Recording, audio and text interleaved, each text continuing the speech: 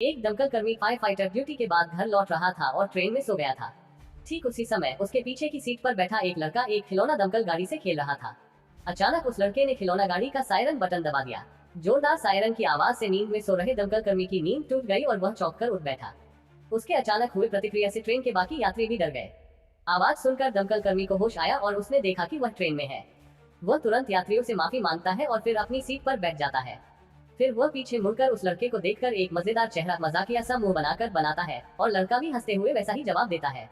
Train से उतरने के बाद वह एक टैक्सी पकड़कर घर जाने लगता है, लेकिन रास्ते में एक दमकल गाड़ी को किसी इमरजेंसी की तरफ जाते देखता है। जब वह बाहर झांक कर देखता है तो पता चलता है कि एक युवक आत्महत्या करने के इरादे से बिल्डिंग से कूदने वाला है। ये देखते ही वह टैक्सी रुकवाता है और तेजी से बाहर निकलकर दमकल गाड़ी के पास पहुंचता है। वह गाड़ी के खुले ड्रॉर से तुरंत अपना यूनिफॉर्म निकालता है और पहनने लगता है। कपड़े बदलने के बाद वह बिना समय गंवाए सुरक्षा घेरा पार करके बिल्डिंग की ओर दौड़ता है। उसने 10वीं मंजिल की खिड़की पर बैठे उस युवक को देखा और फिर तेजी से सीढ़ियों की तरफ भागा।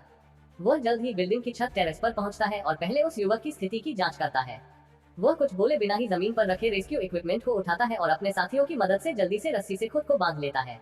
रेस्क्यू शुरू करने से पहले वह एक बार फिर उस युवक की स्थिति का जायजा लेता है और फिर रस्सी पकड़कर धीरे धीरे नीचे उतरता है।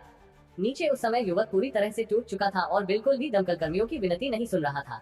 वह लगभग छलांग लगाने ही वाला था। उसी क्षण दमकल कर्मी ने बिल्कुल सही समय पर तेजी और सटीकता के साथ एक जोरदार लात मारकर उसे वापस कमरे के अंदर धकेल दिया। फिर वह भी खिड़की से अंदर कूद गया और युवक को कसकर पकड़ लिया। तभी उसके बाकी साथी भी समय पर पहुंच गए और युवक को सुरक्षित रूप से काबू में कर लिया।